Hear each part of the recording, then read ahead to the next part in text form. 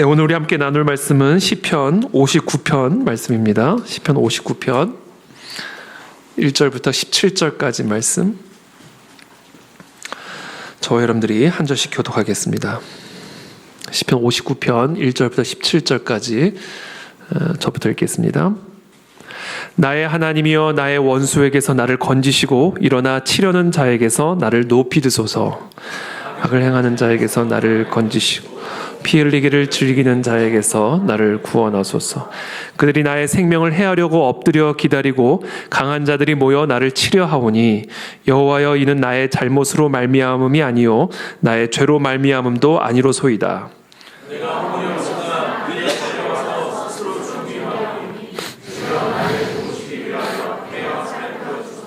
주님은 만군의 하나님 여호와 이스라엘의 하나님이시오니, 일어나 모든 나라들을 벌하소서.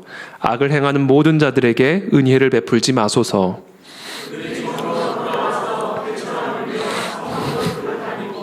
그들의 입으로는 악을 토하며 그들의 입술에는 칼이 있어 이르기를 누가 들으리요 하나이다.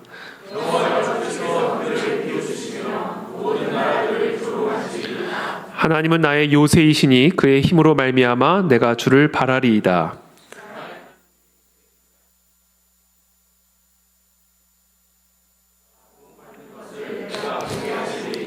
그들을 죽이지 마옵소서. 나의 백성이 잊을까 하나이다. 우리 방패 되신 주여, 주의 능력으로 그들을 흩으시고 낮추소서.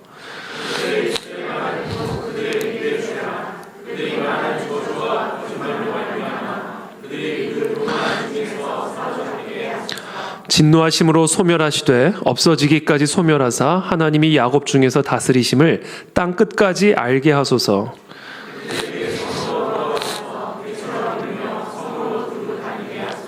그들은 먹을 것을 찾아 유리하다가 배부름을 얻지 못하면 밤을 새우려니와,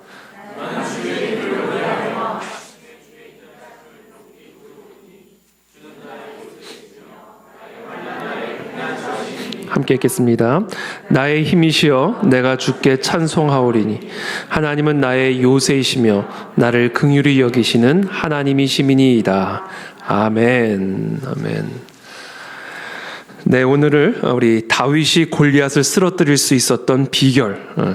여러분 제목만 봐도 좋지 않으세요? 다윗이 골리앗을 쓰러뜨릴 수 있었던 비결에 대해서 오늘 함께 여러분과 나누고자 합니다. 우리 그리스도인들이 정말 부지런하고 열정적인 노력을 기울이지 않으면서도 그리스도 안에서 강력해지기를 기대한다는 것은 마치 가난뱅이가 성실하게 일하지 않고도 부자가 되기를 기대하는 것이나, 또는 허약한 사람이 잘 먹지도 않으면서 강건함을 기대하는 것과 마찬가지로 어리석은 일입니다. 하나님을 떠나서 우리는 아무것도 할 수 없습니다. 그러나 동시에 우리가 아무 일도 하지 않는다면 하나님 역시 우리를 위해서 아무 일도 하실 수가 없습니다. 하나님께서 모든 것을 책임지신다라는 말씀은 우리 입장에서 아무것도 할 일이 없음을 의미하는 것이 아닙니다. 하나님은 우리를 게으름뱅이로 부르지 않았습니다. 얻기 위해서 구하라고 명령하셨고, 열기 위해서 두드리라 명령하셨고, 찾기 위해서는 찾아야 한다라고 말씀하셨습니다. 우리 안에 내주하시는 성령 하나님을 소멸하지 않게 하기 위해서는 우리는 항상 기뻐해야 하고, 쉬지 말고 기도해야 하고, 범사에 감사하도록 애를 쓰는 것이 우리를 향하신 하나님의 뜻이라고 분명히 말씀하셨습니다. 하나님께서 우리를 책임져 주시기 위해서는 우리가 감당해야 할 책임을 우리가 부지런히 감당해야만 하는 것입니다. 자, 그렇다면 우리가 감당해야 할 책임이란 무엇일까? 우리가 강건한 그리스도인이 되기 위해서 이기고 승리하는, 골리앗을 쓰러뜨리는 그와 같은 강건한 그리스도인이 되기 위해서 우리가 부지런히 힘써야 할 우리의 책임은 무엇일까? 잠언 4장 23절에서 솔로몬은 우리에게 이렇게 말씀하십니다. 무릇 지킬 만한 것보다 더욱 네 마음을 지키라. 생명의 근원이 이에서 남이니라. 여러분, 생명의 원천이 우리의 마음에 있다라는 거예요. 그래서 다른 어떤 것보다도 당신의 마음을 지키는 일에 모든 힘을 쏟아야 된다는 거예요.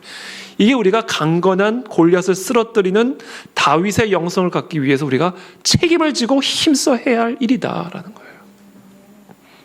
여러분, 이것을 꼭 잊지 않게 되기를 축복합니다. 나의 마음을 지키는 일에 우리의 모든 힘을 다 쏟아부어야 합니다. 재산을 지키는 일도 중요하고 건강을 지키는 일도 중요하고 교회를 지키고 나라를 지키는 일도 다 너무나 중요한 일이에요. 그러나 그 모든 것을 지키는 것보다도 더욱 힘을 써서 지켜야 할 것이 바로 나의 마음이다라는 거예요.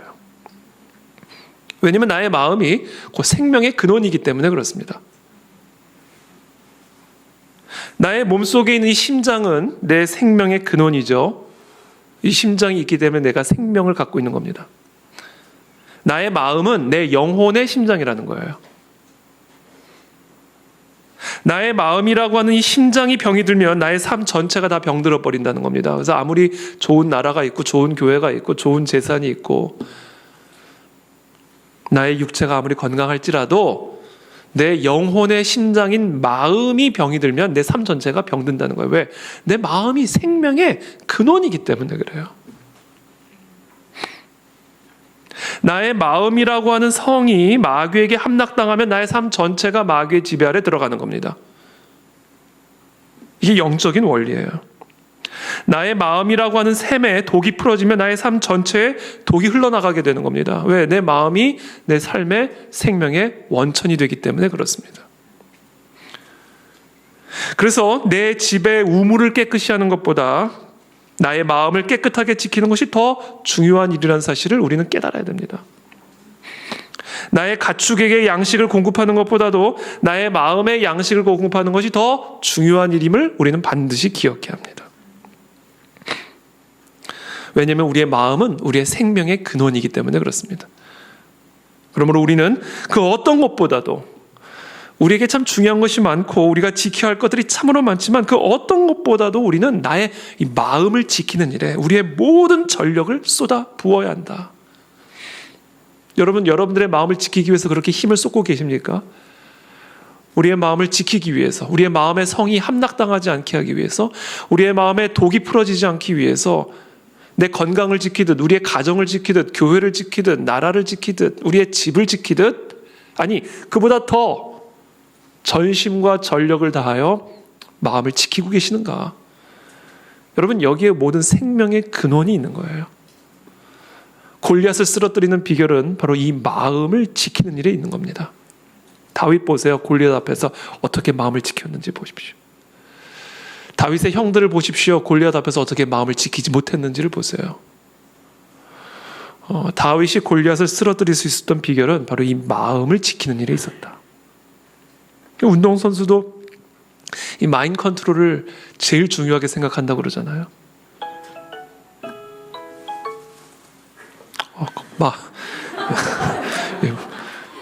마인드 컨트롤이 안 되네요, 갑자기. 죄송합니다. 당황스럽네요.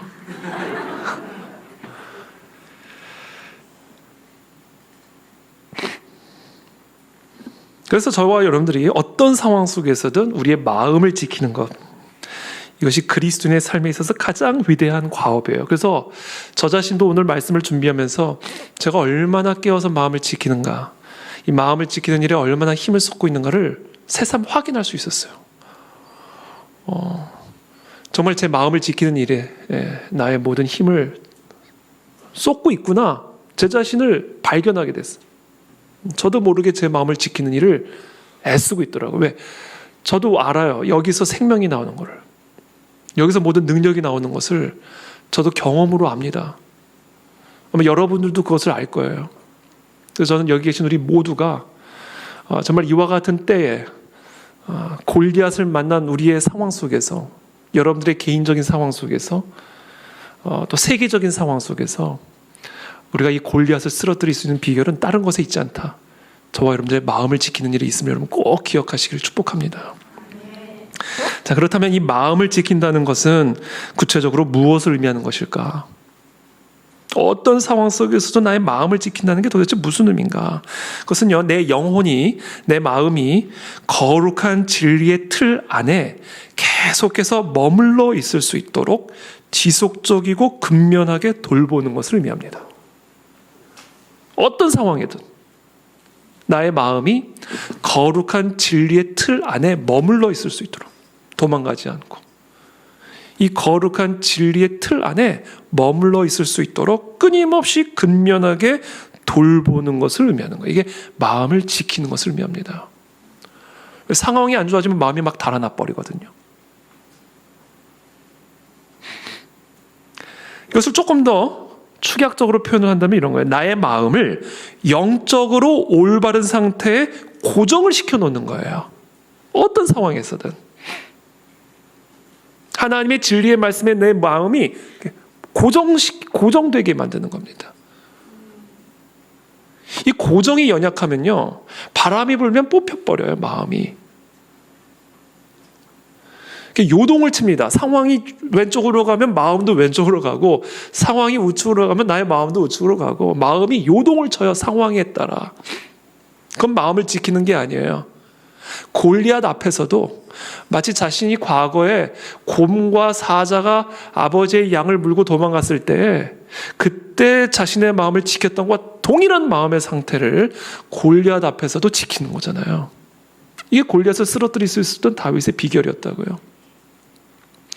그러니까 우리가 곰을 만나든 사자를 만나든 다윗을 만나든 아니면 동네 강아지를 만나든 어떤 상황 속에서든 우리의 마음이 거룩한 진리의 틀 안에 머물러 있을 수 있도록 근면하게 지속적으로 돌보는 것. 한마디로 이 거룩한 진리에 우리의 마음을 고정시켜 놓는 것. 나의 영혼의 상태가 올바른 영적인 상태에 머물러 있을 수 있도록 정확하게 흔들림 없이 고정시켜 놓는 것. 이게 마음을 지키는 것의 의미예요. 다윗이 사울 앞에서 고백한 게 그거예요. 자기는 어려서부터 그 훈련을 받았다는 거예요. 어렸을 때부터 형들이 자기 모욕할 때도, 그래서 다 왕 오디션 갔을 때 자기 혼자 어린 양 지킬 때도 얼마나 마음이 힘들었겠어요. 형들은 지금 왕이 되기 위해서, 왕으로 뽑히기 위해서 다 왕 오디션, 킹 오디션 보러 가는데 혼자 형들이 돌봐야 할 양을 밤새도록 지키고 있었으니 이 어린 다윗의 마음이 얼마나 어려웠겠어요, 마음이. 그런 어린 아이가 양을 지키기 위해서 곰이나 사자를 만났을 때 그 마음이 얼마나 어려웠겠습니까? 근데 그 모든 일련의 상황들을 통해서 하나님은 다윗의 마음을 지키는 법을 훈련시켜 준 거예요. 어떤 상황 속에서든. 다윗을 모욕하는 순간이든, 곰이나 사자의 위협을 경험하는 순간이든, 형들의 모독을 받는 시간이든, 사울이 무시하는 순간이든, 골리앗 앞에 서서 자기가 메뚜기같이 느껴지는 상황이든, 어떤 상황에서든 하나님의 이 진리의 틀 안에 자신의 영혼을 정확하게 묶어두고 고정시켜 놓을 수 있는 이 훈련을 이 다윗이 쭉 받아봅니다. 이게 마음을 지키는 거예요. 저는 그렇게 마음을 지키는 저와 여러분들이 되시기를 예수님의 이름으로 축복합니다. 이것을 위해서 우리가 구체적으로 어떻게 해야 되는가? 어떻게 나의 마음을 영적으로 올바른 상태에 고정시켜 놓을 수 있을까? 그래서 이 다윗의 영성을 나도 가질 수 있을까? 하나님을 대신하고자 하는 어떤 우상도 내 마음에 들어오지 못하도록 마음을 지켜야 됩니다. 곰을 만나든 사자를 만나든 하나님 외에는 이 곰으로부터 사자로부터 나를 구원해 줄 수 있는 다른 신이 없음을 정확하게 기억하고 나의 마음이 엉뚱한 신 앞에 굴복하지 않도록 지켜내는 일에 힘을 써야 되는 거예요. 칼과 창과 단창에 구원이 있는 것이 아니라 오직 여호와 하나님에게만 모든 전쟁이 속해 있음을 어떤 상황 속에서도 흔들림이 없이 지켜내는 거, 이게 마음을 지켜내는 겁니다. 나는 여호와라. 이사야서 45장의 말씀이죠. 나는 여호와라. 나 외에 다른 이가 없나니 나밖에 신이 없느니라. 여러분, 하나님 외에는 신이 없으십니다. 너는 나를 알지 못하였을지라도 나는 네 띠를 동일 것이야. 이건 뭐예요? 나는 너에게 능력을 줄 것이다 라는 거예요. 해 뜨는 곳에서든지 지는 곳에서든지 나 밖에 다른 이가 없는 줄을 내가 너에게 알게 하리라. 나 외에는 없다. 태희야, 다윗아, 아무개야, 나 외에는 다른 신이 없다.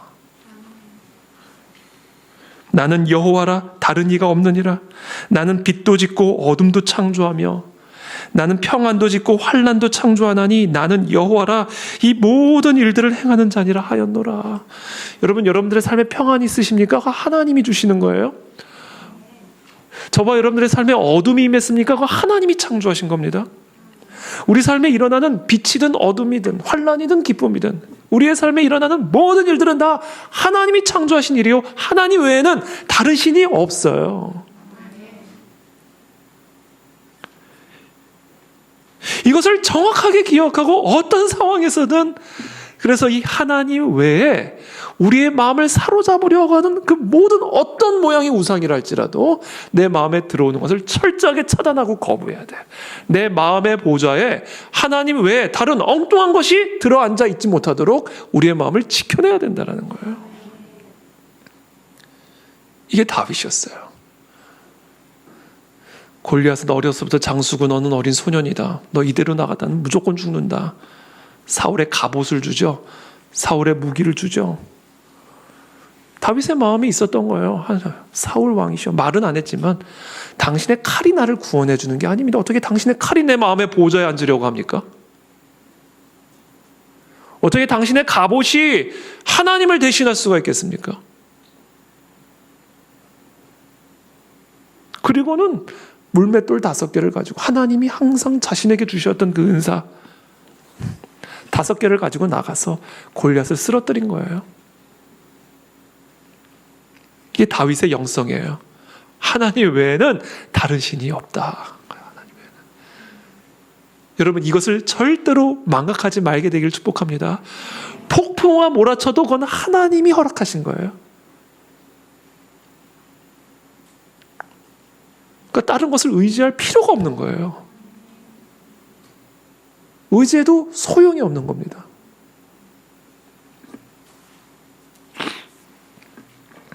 그래서 우리는 하나님을 대신하는 어떤 모양의 어떤 종류의 우상이라 할지라도 하나님을 대신하여 내 마음의 보좌를 차지하려고 하는, 나의 궁극적인 의존을 탈취하려고 하는 그 우상이 내 마음에 들어오지 못하도록 나의 마음을 지켜내야 돼요. 이게 마음을 지키는 겁니다. 어떤 상황에서든 하나님 외에는 다른 신이 없기 때문이에요. 그래서 내 마음이 하나님을 대체하는 다른 어떤 것에 끌려가지 못하도록 그런 움직임이 감지되지 않는지를 끊임없이 살펴봐야 됩니다. 그게 제 안에서 끊임없이 일어나는 일들이더라고요. 그런 움직임이 감지되는 순간 즉각적으로 그것에 맞서 대적하며 떠나갈지어다. 어디 감히 하나님의 보좌를 탐내느냐. 나사렛 예수 이름으로 명하노니 떠나갈지어다. 그걸 대적해야 돼요. 어떻게 감히 하나님의 보좌에 사람이 앉으려고 하며 인간의 지혜가 앉으려고 하며 세상의 권세자가 앉으려고 해요. 그런 시도가 감지되는 순간 쳐내버리는 거예요. 이건 하나님의 자리다. 하나님의 보좌다. 너희가 앉을 수 있는 자리가 아니다. 이게 마음을 지켜내는 일입니다.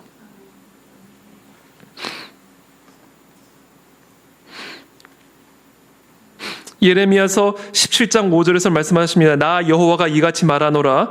무릇 사람을 믿으며 혈육으로 그 권력을 삼고 마음이 여호와에게서 떠난 그 사람은 저주를 받을 것이라. 하나님의 말씀입니다. 저주를 받을 것이래요. 그는 사막의 떨기나무 같아서 좋은 일에 오는 것을 보지 못하고 광야 간주한 곳, 건건한 땅, 사람이 거하지 않는 땅에 거하리라.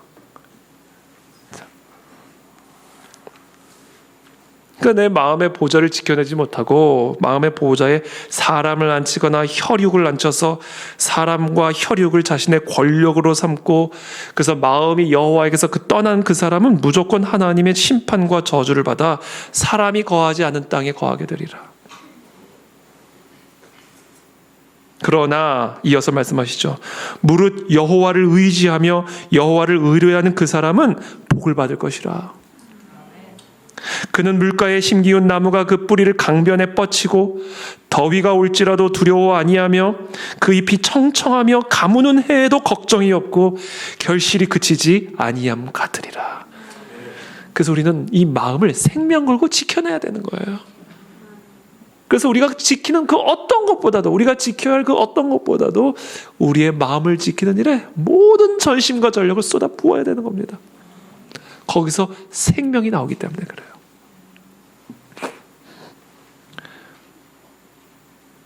그러나 우리의 마음은 심히 부패한 상태여서 끊임없이 하나님이 아닌 다른 신을 추구하는 경향이 있음을 우리는 반드시 기억해야 돼요. 그래서 이것을 지켜야 되는 거예요. 그래서 부지런히 지속적으로 근면하게 마음을 지키는 일에 힘을 써야만 하는 겁니다. 왜? 우리 안에는 끊임없이 우상을 만들어내는 우상 공장이 마음 안에 있기 때문에 우리의 부패한 심성이 여전히 남아있어서 끊임없이 하나님이 아닌 다른 터진 웅덩이를 하나님처럼 의존하려고 하는 성향을 가지고 있기 때문에, 그래서 우리는 날마다 우리의 부패한 마음을 감찰하고 관찰하고 지켜야 되는 이 마음의 흐름, 마음의 방향을 감찰하면서 마음의 보좌를 틈내는 그런 마음이 들어오는 순간 쳐내는 애씀이, 지속적인 애씀이 우리 안에 있어야 한다는 거예요. 사도 바울의 고백을 들어보시죠. 내 속 곧 내 육신에 선한 것이 거하지 아니하는 줄을 아노니 원함은 내게 있으나 선을 행하는 것은 없노라. 내가 원하는 바 선은 행하지 아니하고 도리어 원하지 아니하는 바 악을 행하는도다. 만일 내가 원하지 아니하는 그것을 하면 이를 행하는 자는 내가 아니요 내 속에 거하는 죄니라.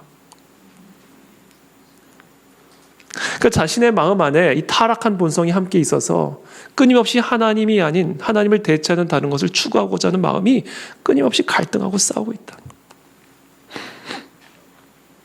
그래서 우리가 성령의 세례를 받아 하나님의 자녀가 되었음에도 불구하고 우리의 부패한 마음의 본성이 여전히 내 안에 남아있기 때문에 우리는 우리의 마음에 대해서 절대로 방심하지 말고 나의 정서가 어떤 방향으로 움직이는지를 감찰하고 나의 마음이 거짓되고 헛된 세상에 기울어가고 있는 것은 아닌지를 끊임없이 확인하고 점검하는 애씀이 우리 안에 있어야 돼요.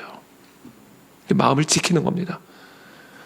다윗은 어린 시절부터 아버지의 양떼를 지키면서 그것을 훈련받은 겁니다. 저는 그와 같은 마음을 지키는 법을 여러분 계속해서 애쓰며 훈련받기를 축복합니다. 그게 다윗의 영성의 비결이에요. 그 마음만 우리가 가지면요, 어떤 골리앗도 쓰러뜨릴 수가 있습니다. 두 번째, 우리의 마음을 지키는 것은 어떤 것인가? 하나님의 말씀에 나의 마음을 고정시키기 위해서 힘을 써야 됩니다. 살아계신 하나님의 약속의 말씀에 나의 마음을 이렇게 못을 박아버려야 돼요. 그래서 상황에 따라 흔들리지 않고 말씀에 따라 움직일 수 있도록. 마치 배가 닻을 내려놓으면 아무리 폭풍우가 불어도 배가 움직이지를 않잖아요. 왜? 강력한 닻을 내려놨기 때문에 배가 꿈쩍도 하지 않습니다. 그와 같이 우리의 마음의 닻을 하나님의 진리의 말씀에 견고하게 못을 박아버려요. 닻을 내리는 수준이 아니라 닻을 박아버려야 돼요. 여기. 그래서 어떤 바람이 불어도 흔들림이 없이 말씀의 그 자리에 머물러 있을 수 있도록 나의 마음이, 이게 마음을 지키는 겁니다.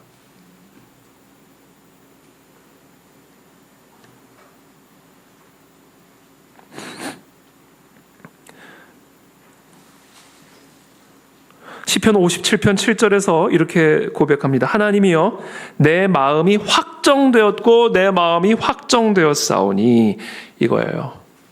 마음이 이렇게 요동하지 않게 하나님의 약속의 말씀, 하나님의 진리의 말씀에 나의 마음을 이렇게 확정을 시켜버려야 돼요.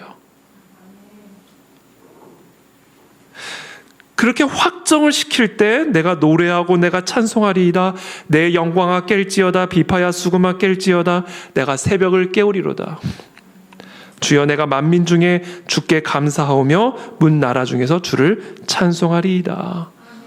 저 하나님의 말씀에 나의 마음을 확정시킬 때, 고정시킬 때, 닻을 내려 못을 박아버릴 때 거기서부터 찬송의 샘이 터지는 거예요. 어떤 상황에서든. 이게 다윗의 시편이 일관되게 우리에게 보여주는 모습이에요.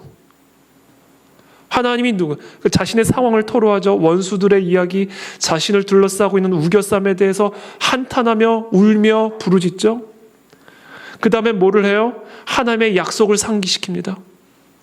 하나님이 과거에 나의 삶에서 행하셨던 그 역사들을 다시 상기시켜요. 그러면서 하나님이 누구신가를 다시금 고백합니다. 그리고는 그와 같은 하나님의 약속, 하나님의 역사, 하나님의 하나님 되심에 자신의 마음과 영혼을 못 박아버리는 거예요. 그래서 다윗의 시편은 항상 뭐로 끝나요? 찬송으로 끝납니다. 하나님의 말씀, 하나님의 약속, 하나님의 하나님 되심에 자신의 마음과 영혼을 닻을 내리고 못을 박아버릴 때 거기서 찬양의 샘이 터져 나오는 거예요. 영혼이 깨어나는 겁니다. 다윗은 어린 시절부터 그 훈련을 받았던 것으로 보여져요. 곰과 사자를 만났을 때, 그렇죠? 형의 모욕을 당할 때, 말죄로서 얼마나 모욕을 당했겠어요. 말자가 하카톤인데 히브리어로 이게 그냥 단순히 8형제 중에 마지막이 아니라 이게 등급이에요. 등급. 급이 말죄라는 거예요. 급이. 항상 이 마지막 급의 대우를 받았던 다윗.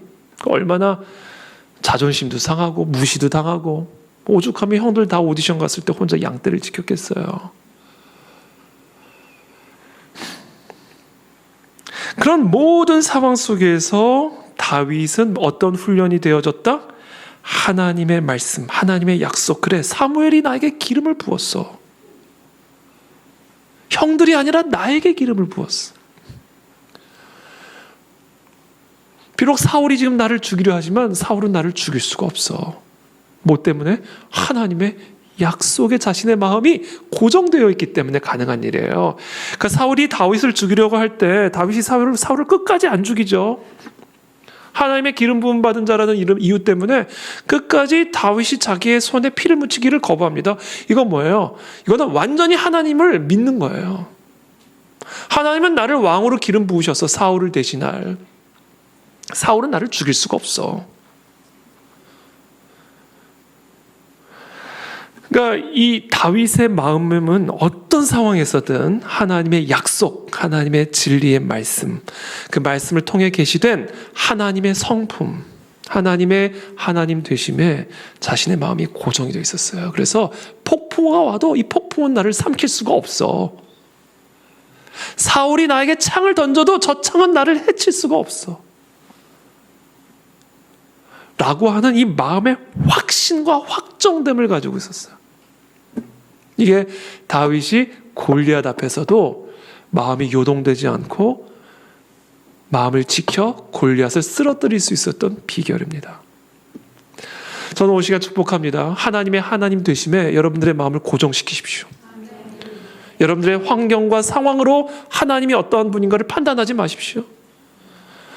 하나님이 어떠한 분인가를 우리의 마음을 하나님이 어떤 분이신가에 고정을 시켜놓고 하나님이 우리에게 주신 약속과 하나님이 성령을 통해서 계시된 하나님의 그 성품에 우리의 생각과 모든 마음을 닻을 내리고 고정을 시키시고 그런 상황 속에서 상황을 보십시오. 그러면 상황이 가볍게 느껴지기 시작할 것이고 그렇게 크게 보이던 골리앗이 돌멩이 하나로도 충분히 쓰러뜨릴 수 있을 것 같은 종이 호랑이로 보이기 시작하게 되는 거예요. 우리의 관점이 달라집니다. 문제를 바라보는 시각이 달라지는 거예요. 언제요? 하나님의 하나님 되심에 우리의 마음에 닻을 내리게 되면. 이게 마음을 지키는 겁니다. 이와 같이 마음을 지키시기를 축복합니다. 거기서 생명이 나오고 능력이 나오고 평강이 나오는 겁니다.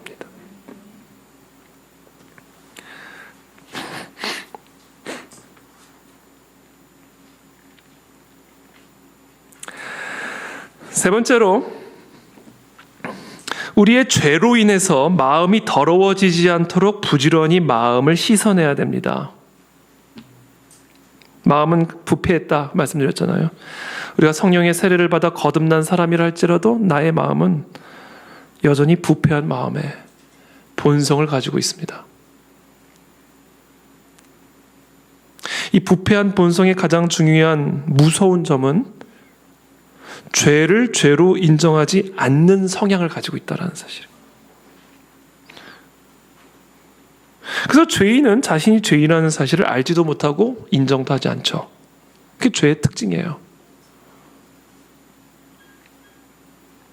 그래서 제가 항상 강조하잖아요. 참회록을 쓰는 분들은 죄인이 아니에요. 성자들이지. 성자들이 참회록을 쓰지. 죄인은 변론서를 쓰죠. 참회록을 쓰지 않아요. 왜냐하면 죄라는 바이러스가 죄를 인정하지 못하게 만드는 특징을 가지고 있기 때문에 그래요. 근데 그러다가 성령 하나님께서 내 마음, 내 부패한 마음의 본성에 빛을 비추는 그 순간, 나의 인생 전체가 하나님에게 반역하는 삶이었다라는 사실을 깨닫게 됩니다. 어미의 뱃속에서부터 죄인이며 죄인 중에서도 괴수라는 사실을 깨닫게 돼요. 그래서 어찌할꼬 나의 이 죄된 본성을 어찌할꼬 손을 씻어도 씻겨 나가지 않고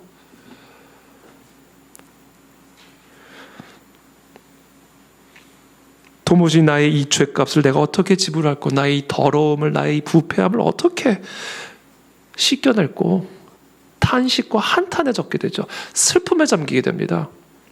이게 성령 하나님의 빛을 내 심령, 내 부패한 마음에 조명해 주는 순간 나의 죄성에 대해서 슬퍼지게 돼요. 슬픔을 경험합니다.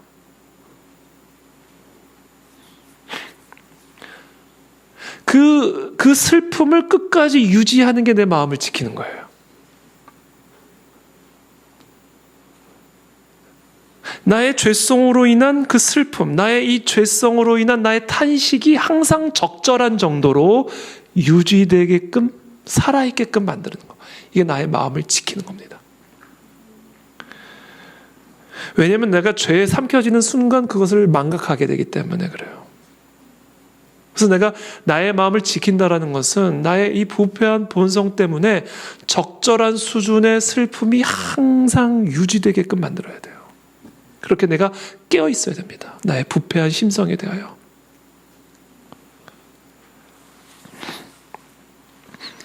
그게 사도 바울의 영적인 상태이기도 했어요. 내 속사람으로는 하나님의 법을 즐거워하되 내 지체 속에서 한 다른 법이 내 마음의 법과 싸워 내 지체 속에 있는 죄의 법으로 나를 사로잡는 것을 보는도다. 난 그걸 원치 않아. 그걸 원하면 안 돼. 그러나 거기에 끌려가. 이게 내 부패한 심성이에요. 이게 사도 바울이 자신의 마음 안에서 목격하고 있는 부패한 상태입니다. 이것을 내가 항상 보고 있어야 돼요. 내가 이것을 항상 볼 수 있어야 합니다. 이것을 보지 못하는 순간 나는 이미 끌려가 삼켜진 상태가 되어 있는 거예요.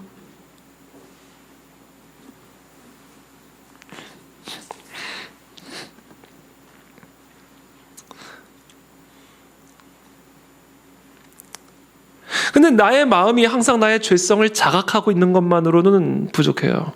그것은 아주 중요한 출발점이지만 그게 전부는 아닙니다. 내가 나의 죄성을 자각하여 일정한 수준의 슬픔을, 탄식을 유지해야 할 뿐만 아니라 동시에 그 죄성과 싸워야 됩니다.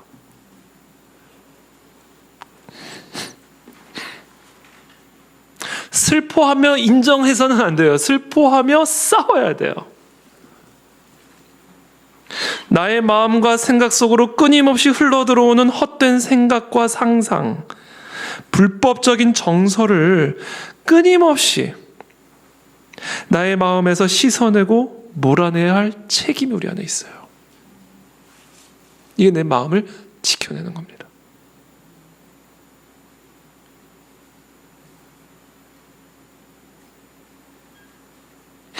그래서 코로나 때문에 우리 자가 방역에 힘을 쓰잖아요.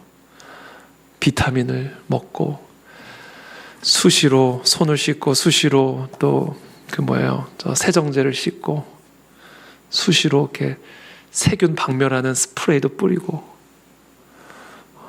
그런다고 정말 뭐 어떻게 될지 모르겠지만 하여튼 할 수 있는 모든 걸 하잖아요.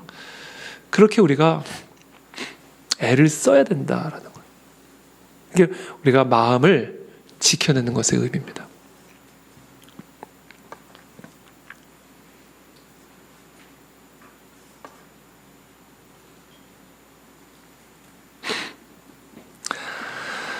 그러면 싸운다고 싸워지는가? 이거 어떻게 싸우는가?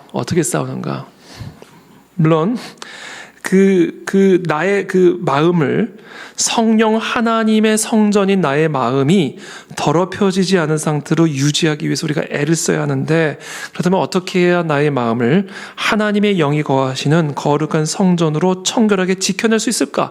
그래서 어떻게 하면 나의 성령이 소멸되지 않게 할 수 있을까? 이 마음 속에 들어와 있는 그런 불법적인 정서들이나 그런 모든 헛된 생각이나 상상들을 끊임없이 토해내야 돼요. 끊임없이 토해내야 됩니다.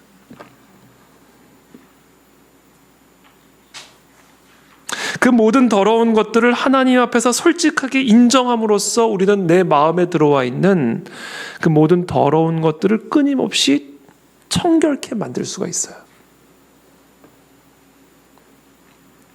그래서 요한일서 1장 9절에서 이렇게 말씀하세요. 만일 우리가 우리 죄를 자백하면 그는 미쁘시고 의로우사 우리 죄를 사하시며 박멸시켜 버린다는 거예요. 우리의 부패한 본성에 끊임없이 들러붙는 이 모든 더러운 것들을 우리가 하나님 앞에서 솔직하게 자백하고 토해내는 그 순간에 예수 그리스도께서 박멸을 시켜버리신다는 겁니다. 이게 우리의 마음을 청결하게 유지하는 원리예요.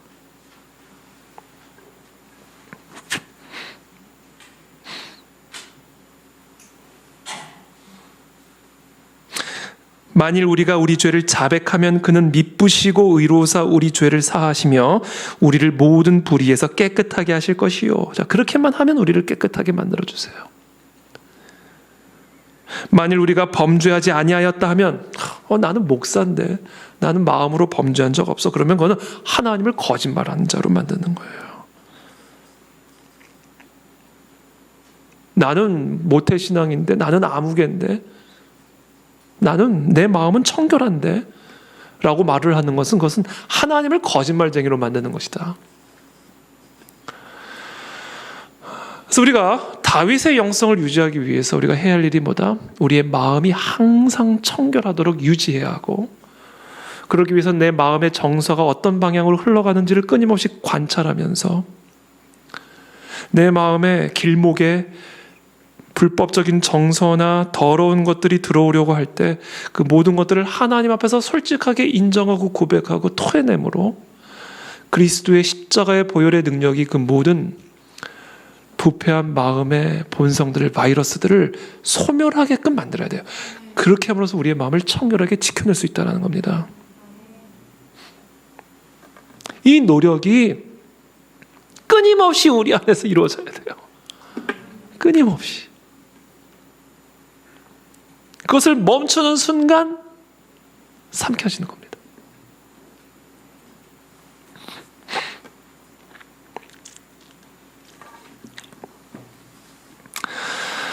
우리가 이 마음은요, 항상 지켜야죠. 극도의 근면함을 가지고 쉬지 않고 부지런하게 우리의 집안을 단속하듯이, 대문을 단속하듯이, 우리의 재산을 지키듯이, 그렇죠? 특별히 이와 같은 코로나 시대에 우리의 건강을 지키듯이 극도의 근면함으로 우리의 마음을 지켜야 이게 모든 시대의 모든 그리스도인들에게 해당이 되는 겁니다. 다윗이 그랬고 사도 바울이 그랬고요. 저와 여러분들이 동일하게 그렇게 근면하게 마음을 지켜내야 합니다. 자, 그럼에도 불구하고 나의 마음을 지켜내기 위해서 아주 특별한 경계 태세가 필요한 때가 있어요. 항상 그래야 되는데 우리 나라를 항상 지키잖아요. 군대는 항상 나라를 지키고 있어요. 그럼에도 불구하고 특별한 경계 태세가 필요한 때가 있잖아요.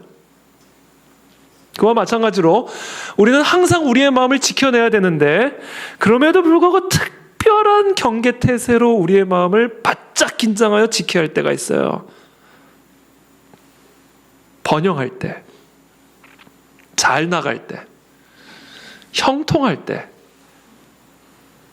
재산이 증식되고 하는 일들이 다 잘 되고 사람들의 박수를 받고 인기가 올라가고 명예가 높아지고 지위가 높아지고 주어진 힘이 커질 때,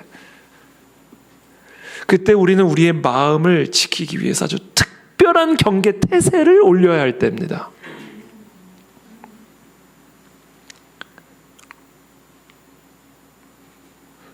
그 신명기 6장에서 하나님이 모세를 통해서 하시는 말씀이에요. 네 하나님이 여호와께서 네 조상 아브라함과 이삭과 야곱을 향해 주리라 맹세한 그 땅으로 너를 들어가게 하셔서 네가 건축하지도 않은 그 크고 아름다운 성읍을 얻게 하시고 네가 채우지도 않은 아름다운 물건이 가득한 집을 얻게 하시며 네가 파지 아니한 우물을 차지하게 하시고 네가 심지도 않은 포도원과 감람나무를 차지하게 하셔서 너를 배불리 먹게 하실 때에 너는 특별히 조심해야 된다는 거예요. 너를 애굽 땅 종되었던 집에서 인도하여 내신 여호와를 잊지 말고 네 하나님 여호와를 경외하며 그를 섬기며 그의 이름으로 맹세할 것이니라. 그때가 너희 마음을 특별하게 경계하여 지켜야 할 때다. 그래서 잘 나갈 때 금식해야 돼요. 여러분, 안 그러면 넘어져요. 하는 일이 모든 게 잘 될 때 처리하셔야 돼요. 그때가 가장 위험한 때예요.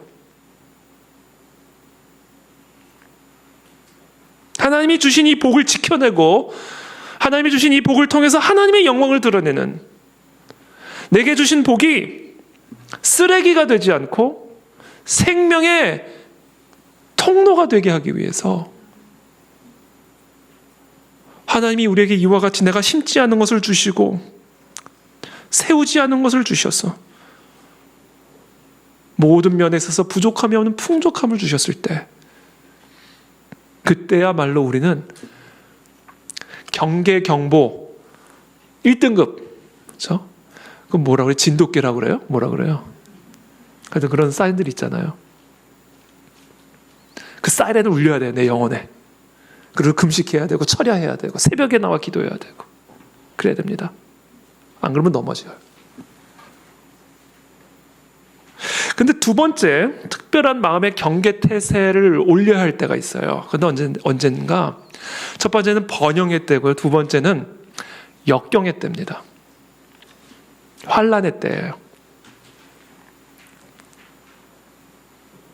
우리가 그와 같은 환난과 역경의 때에 우리가 하나님에게 반발하지 않도록,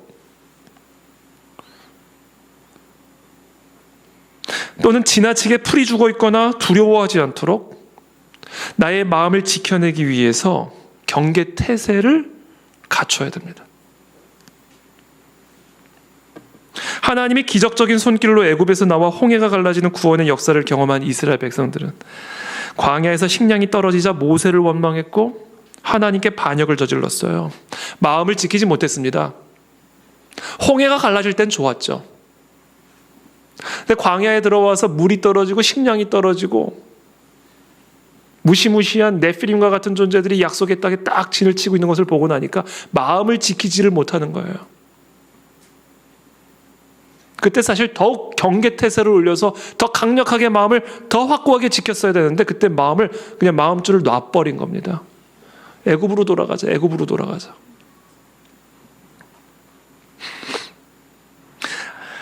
광야의 역경 속에서 마음을 지켜내지 못하고 금신상을 만들었어요. 아브라함과 이삭에게 주신 약속의 말씀에 자신의 마음을 고정하여 확정을 짓지 못하고 상황에 따라 요동을 쳤습니다. 그 결과 하나님이 약속하신 약속의 땅에 들어가지 못하고 광야에서 하나님의 심판을 받아 멸절을 당했습니다. 우리가 무릇 지킬 만한 것보다 더욱 우리의 마음을 지키는 것에 우리의 생명이 달려있다는 말씀이 바로 이런 의미예요. 그래서 번영의 때이든지, 약속의 땅에 들어가 내가 심지 않은 것을 거두는 번영의 때이든지, 아니면 광야의 역경의 때이든지, 우리는 이 두 종류의 때에 특별한 경계태세로 우리의 마음을 더욱 힘써 지켜야 되는 거예요. 이때는 금식 5일이 아니라 10일을 하셔야 되는 겁니다.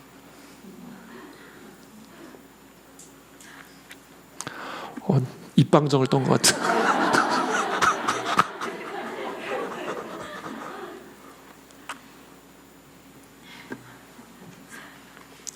설교를 못 이어가겠네요. 여러분, 이 마음을 지키는 것은 죽을 때까지 결코 끝나지 않는 과업이에요.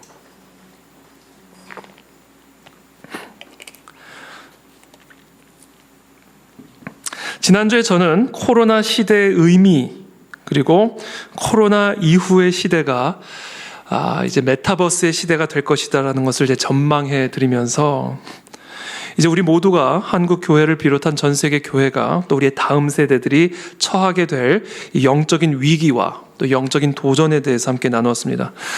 그 설교를 들은 우리 많은 우리 그 안에 지르게 성도님들, 많은 그리스도인들께서 그런 상황 때문에, 물론 이 상황을 이해할 수 있는 것에 있어서는 도움이 되었지만, 그러나 동시에 그런 상황 때문에 또 혼란스러워하는 부분들도 분명히 있다라는 것을 제가 알게 되었습니다.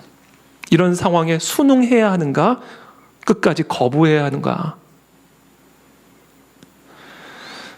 이와 같은 상황을 바꾸기 위해서 우리가 싸워야 하는가? 아니면 싸워도 소용이 없는 것인가? 그렇다면 이런 상황 속에서 교회는, 그리스도인들은 어떤 입장과 어떤 태도를 취하는 것이 올바른 것인가? 제가 지난주에도 조심스럽게 말씀드렸지만, 우리에게는 이런 상황을 되돌려 놓거나 바꿔놓을 수 있는 힘이 없다라고 분명하게 말씀드렸어요. 왜냐하면 그것은 이 세상의 권세자의 힘이 다윗과 골리앗 간의 대결처럼 우리와는 상대가 되지 않을 정도로 강하기 때문일 뿐 아니라, 그와 같은 상황은 하나님의 뜻이요 예언이기도 하기 때문에 그렇습니다. 그리스도의 재림을 앞두고 세상은 적그리스도의 영에 더욱 강력한 지배를 받게 될 것이고, 이 적그리스도에 의한 다양한 미혹과 유혹과 환난과 그 가운데 배교가 일어나게 될 것임을 분명하게 예언하셨어요. 그래서 결국은 교회 안에서부터 하나님의 심판이 시작될 것이고, 밀과 가라지가 분별될 것임을 분명하게 말씀하셨어요. 여러분, 그런 위기가 없다면 마지막 때의 교회 안에 참신자와 가짜를 어떻게 분별할 수가 있겠습니까? 그런 의미에서 우리는 지금 전 세계가 이 마지막 때에 처한 이런 문명사적인 상황을 되돌리거나 변화시킬 수는 없어요. 그러나 여러분들이 여기서 반드시 오해해서는 안 되는 부분이 있는데, 우리가 지금 이 상황을 어떤 식으로든 변화시킬 수 없다라는 말이 우리가 이 세상과의 싸움에서 패배할 것을 의미하는 것은 아니다라는 거예요.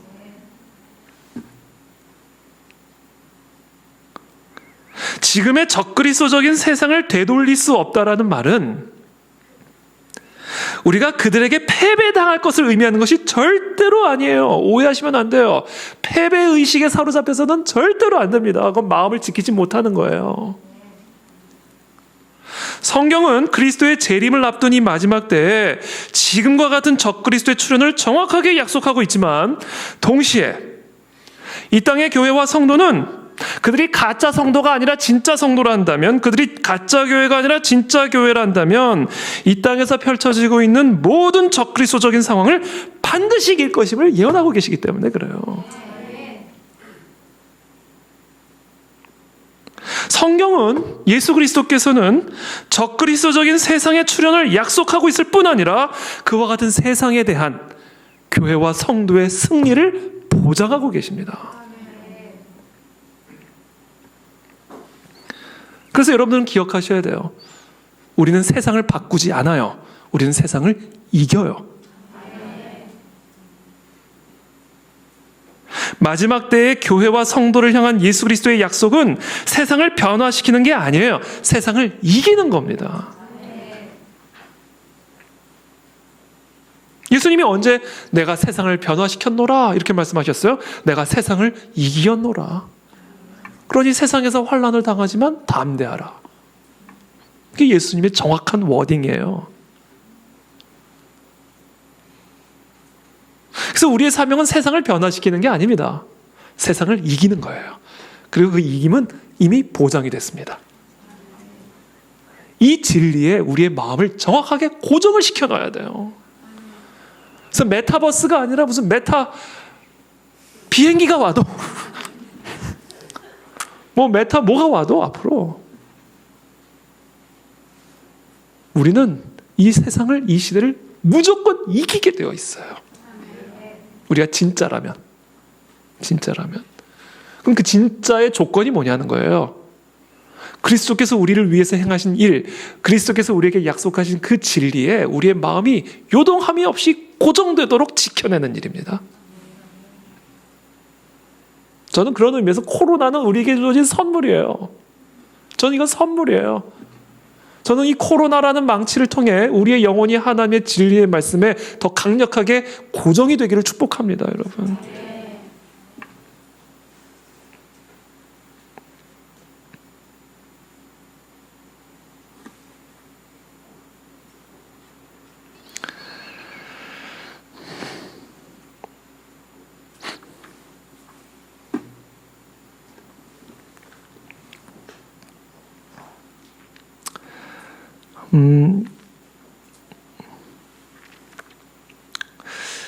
역대하 6장 14절에 보면요.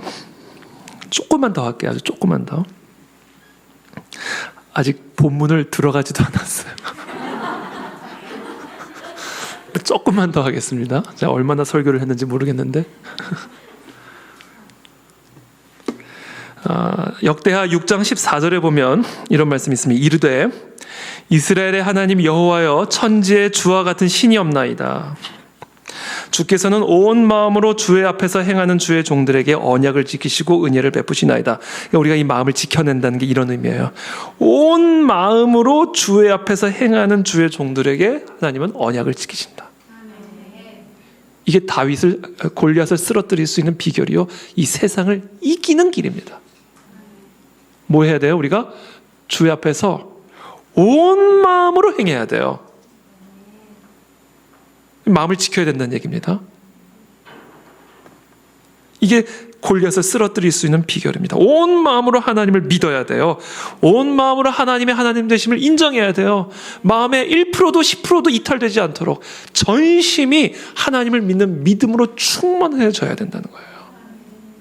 고정이 돼야 된다는 겁니다. 그렇다면 오늘 시편은, 오늘 우리가 함께 읽은 이 본문은 우리가 어떠한 진리에 우리의 마음을 고정시켜야만 하는지, 주 앞에서 온 마음으로 행한다라는 것이 어떤 마음의 상태인지 세 가지를 우리에게 가르쳐 줍니다. 간략하게만 제가 말씀드릴게요. 첫 번째, 시편 59편 1절 2절 말씀 우리 함께 한번 읽어보겠습니다. 59편 1절 2절 말씀 시작.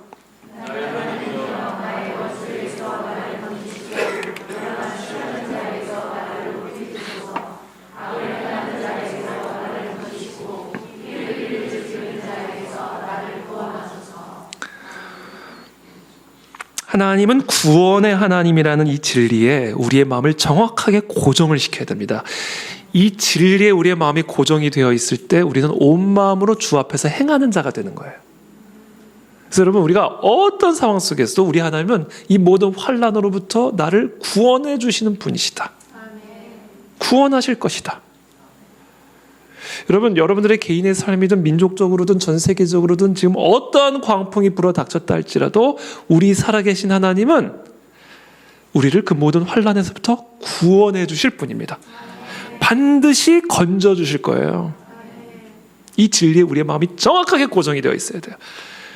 그 마음으로 행해야 된다는 거예요.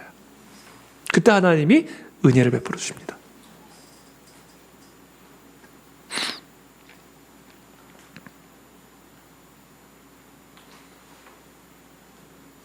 삼 절 4절 계속해서 한번 다 같이 또 읽겠습니다. 3절 4절 시작.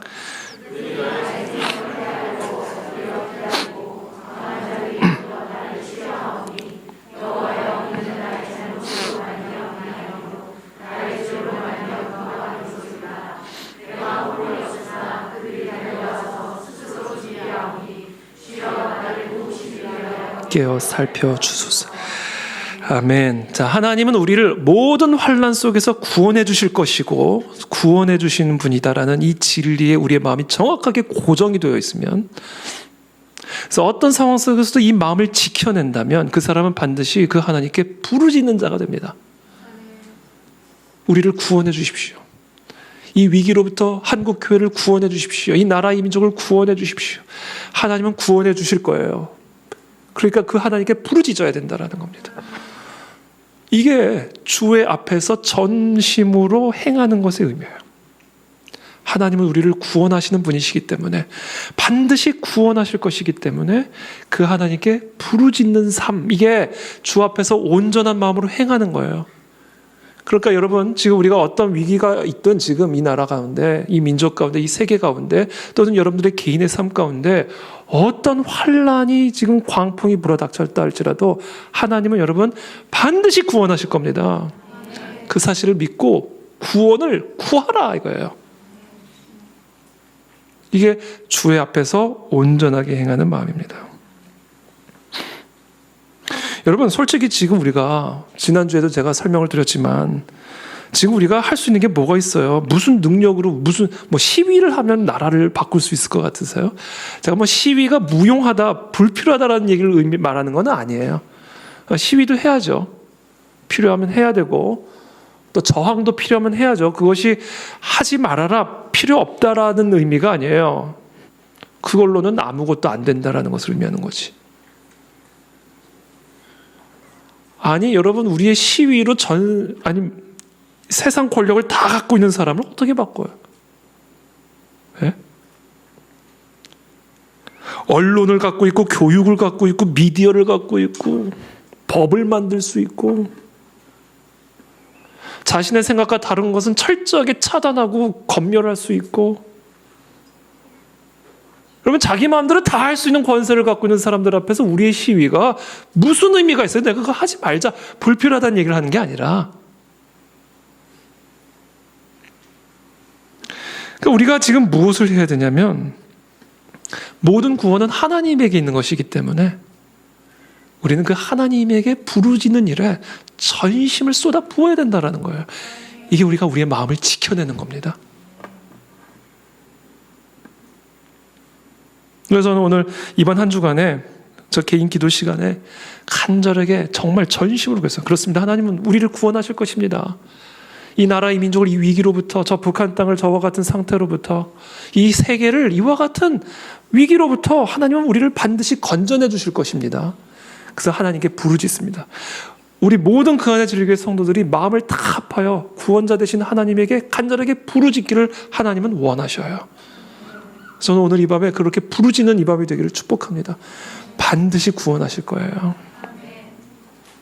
두 번째, 하나님은 심판의 하나님이라는 사실에 우리의 마음을 고정시켜야 됩니다. 하나님은 악인을 절대로 내버려 두지 않으세요. 하나님은 악인을 반드시 심판하시는 분입니다. 심판하지 않으시면 하나님은 공의의 하나님이 되실 수가 없어요. 그건 하나님의 본성을 거스르는 일입니다. 하나님은 반드시 악인을 심판하십니다. 이 진리에 우리의 마음이 정확하게 고정이 되어 있어야 돼요. 그래야 악인들의 악행 앞에 두려워하지 않을 수가 있습니다. 왜? 이미 죽은 목숨이고 심판받을 목숨이기 때문에. 그러므로 우리는 악인을 두려워하지 말고 그 악인을 심판하시는 하나님을 두려워하며 그 하나님의 심판을 구하는 일에 우리의 모든 마음을 쏟아내야 됩니다.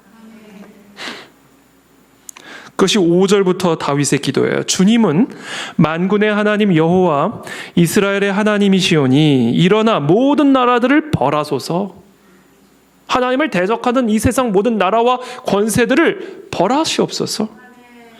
악을 행하는 모든 자들에게 은혜를 베풀지 마소서. 그들이 점으로 돌아와서 개처럼 울며 성으로 두루다니고 그들의 입으로는 악을 토하며 그들의 입술에는 칼이 있어 이르기를 누가 들으리요 하나이다. 그렇죠. 그들의 시위를 도대체 누가 들으리요? 그들의 외침을 누가 들으리요? 하나이다. 여호와여 주께서 그들을 비웃으시며 모든 나라들을 조롱하시리이다. 하나님은 나의 요새이시니 그의 힘으로 말미암아 내가 주를 바라리이다. 나의 하나님이 그의 인자하심으로 나를 영접하시며 하나님이 나의 원수가 보응받는 것을 내가 보게 하시리이다. 반드시 보게 하실 거예요. 나의 원수가, 우리의 원수가, 하나님의 원수가 하나님의 심판을 받아 보응받는 것을 반드시 보게 하실 것입니다. 그들을 죽이지 마옵소서. 나의 백성이 잊을까 하나이다. 우리 방패 되신 주여, 주의 능력으로 그들을 흩으시고 낮추소서.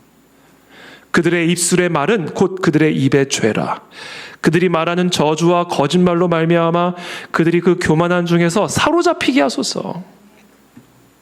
진노하심으로 소멸하시되 없어지기까지 소멸하사 하나님이 야곱 중에서 다스리심을 땅끝까지 알게 하소서. 이렇게 우리는 기도해야 돼요. 왜? 하나님은 반드시 악인을 심판하실 것이기 때문에 그렇습니다. 사람의 회심의 문제는 하나님의 몫이에요. 그러나 우리는 담대하게 기도해야 합니다. 하나님을 대적하며 교회를 대적하는 악인들이 하나님의 심판을 받기를 구해야 돼요. 그것은 하나님의 성품에, 하나님의 마음에 합한 기도입니다.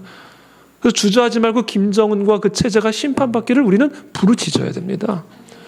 주저하지 말고 하나님의 진리를 대적하는 이 세상의 권세자들, 공중의 권세 잡은 적그리스도의 세력들이 하나님의 심판을 받아 보응받기를 구해야 돼요.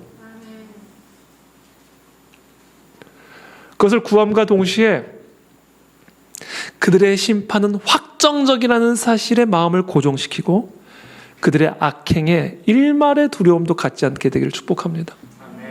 이게 우리의 마음을 지키는 겁니다. 며칠 전에 우리 생명의 삶 묵상하는 욥기 말씀에 이런 말씀이 있어요. 그는 왕에게라도 무용지물이라 하시며, 하나님은 왕에 대해서도 무용지물이다, 쓸모가 없다라고 말하실 수 있는 분이에요. 우리 하나님은 지도자들에게라도 악하다 하시며, 그러니까 지도자들을 악하다 심판하시는 분이에요. 고관을 외모로 대하지 아니하시며 가난한 자들 앞에서 부자의 낯을 세워주지 아니하시나니 이는 그들이 다 그의 손으로 지으신 바가 됨이라. 여러분, 우리 하나님은 이런 분입니다. 그래서 그들은 한밤중에 순식간에 죽나니 백성은 떨며 사라지고 세력 있는 자도 사람의 손을 빌리지 않고 제거함을 당하느니라. 사람 손끝 하나 되지 않고 제거를 당한다는 거예요.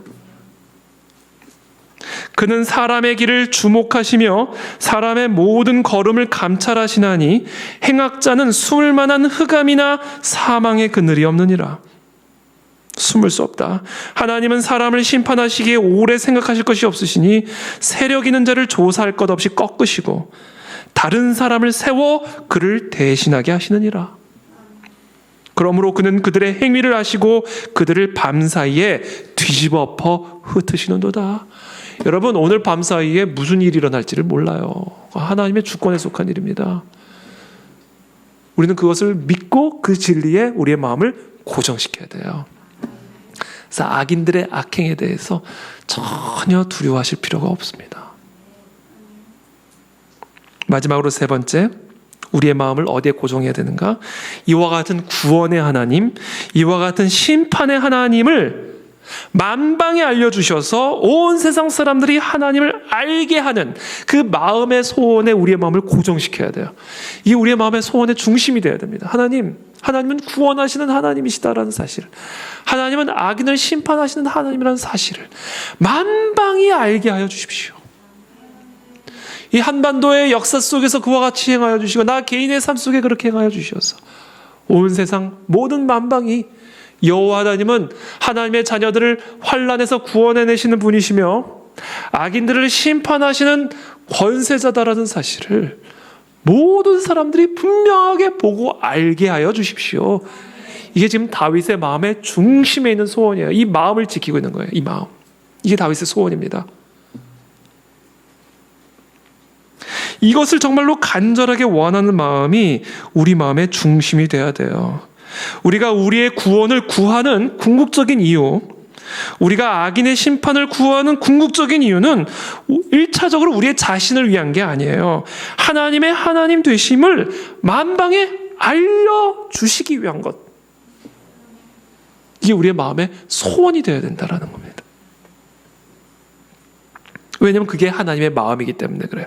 하나님은 하나님을 나타내기를 원하시는 분이에요. 그러므로 우리의 마음의 중심에도 바로 이 하나님의 마음이 있어야 돼요. 하나님이 구원을 베푸시고 악인을 심판하시는 이 모든 행위들을 통하여 하나님을 모르는 만방의 모든 사람들이 하나님을 알고 하나님을 두려워 떨게 하기 위해, 이것이 지금 다윗의 마음의 중심에 있는 소원이에요. 그래서 저는 이번 말씀을 준비하면서 내 마음의 중심에 이것을 지켜야 되는구나. 어떤 상황에서든 하나님은 우리를 구원하시는 하나님이요 악인을 심판하시는 하나님이라는 이 진리에 우리의 마음을 고정하고 하나님에게 간절하게 전심으로 부르짖어야 할 뿐 아니라, 그 전심으로 부르짖는 그 부르짖음의 그 근원, 중심, 그 의도, 그 동기에는 나의 안락이 아니라, 나의 안위가 아니라, 나의 명예와 영광이 아니라 하나님의 하나님 되심이 선명하게 역사 속에서 드러나기를 원하는 마음의 소원. 이 마음의 소원이 우리의 구원을 위한 기도의 이유가 되고 악인을 심판해 주시기를 원하는 그 기도의 이유가 되어야 된다는 거예요. 하나님이 드러나기를 원하는 거예요. 하나님의 영광이 나타나기를 원하는 겁니다. 그래서 하나님을 두려워하지 않던 자들이 하나님을 두려워하기 시작하고, 하나님을 대적하는 자들이 하나님 앞에 굴복당하는 역사가 일어나기를 원하는 마음의 중심, 이 마음의 중심을 지킬 때 그때 하나님이 골리앗을 쓰러뜨리신다. 말씀을 맺겠습니다. 이게 다윗의 골리앗 앞에 서 있었을 때 마음의 중심이에요. 사무엘상 17장 46절의 말씀이에요. 오늘 여호와께서 너를 내 손에 넘기시리니 이미 확정됐어요. 하나님의 심판은 하나님의 군대를 모독하는 블레셋의 이 장수를 하나님이 내버려 두실 리가 있습니까? 다윗의 마음은 이미 고정됐어요. 심판은 확정됐다. 아무리 거대한 몸짓에 거대한 무기를 갖고 자기를 위협하더라도 이미 하나님의 심판은 확정된 거예요. 오늘 여호와께서 너를 내 손에 넘기실 텐데 그때 내가 너를 쳐서 네 목을 베고 블레셋 군대의 시체를 오늘 공중의 새와 땅의 들짐승에게 주어 이 모든 일을 무엇을 위해서 한다? 온 땅으로 이스라엘의 하나님이 계신 줄을 알게 하겠고. 여러분, 이게 다윗의 마음의 중심에 있었던 소원이 하나님을 알려주기를 원했어요. 이 대한민국에, 이 이스라엘에 하나님이 계신다는 사실을 만방에 알게 하기를 원하는 이 소원. 또 여호와의 구원하심이 칼과 창에 있지 아니함을 이 무리에게 알게 하리라. 알게 하리라. 알게 하리라. 알게 하리라. 이게 다윗의 마음의 중심의 소원이에요. 전쟁은 여호와께 속한 것인즉 그가 너희를 우리 손에 넘기시리라. 그러니까 지금 이 다윗의 이 골리앗을 향한 이 선언 안에 이 세 가지 마음, 구원, 심판, 그리고 이 구원과 심판을 통하여 온 만방이 하나님을 알게 하는 이 마음, 이 세 가지 마음이 삼위일체가 되어가지고요 다윗의 마음의 중심에 지켜졌다고요. 어떤 상황에서든. 그때 골리앗이 쓰러지는 일들이 일어나고 블레셋이 무너지는 일들이 일어나고 여리고가 쓰러지는 역사들이 일어나게 되는 겁니다. 그래서 저는 오늘 저와 여러분들의 마음의 이 세 가지가 지켜지게 되기를 축복합니다. 그때 여러분들의 삶에, 우리들의 삶에, 이 나라 이 민족 앞에 어떠한 골리앗이 서 있을지라도 반드시 종이 호랑이처럼 무너지게 되는 것을 목도하게 될 것이고, 온 만방이 이 대한민국 안에, 우리의 인생 안에 하나님이 살아계신 것을 알게 될 거예요. 그게 하나님의 마음이에요. 저는 그런 은혜가 우리 모두를 통해서 일어나게 될 줄을 믿습니다. 그것을 위해서 우리가 함께 기도하며 나가기를 원합니다.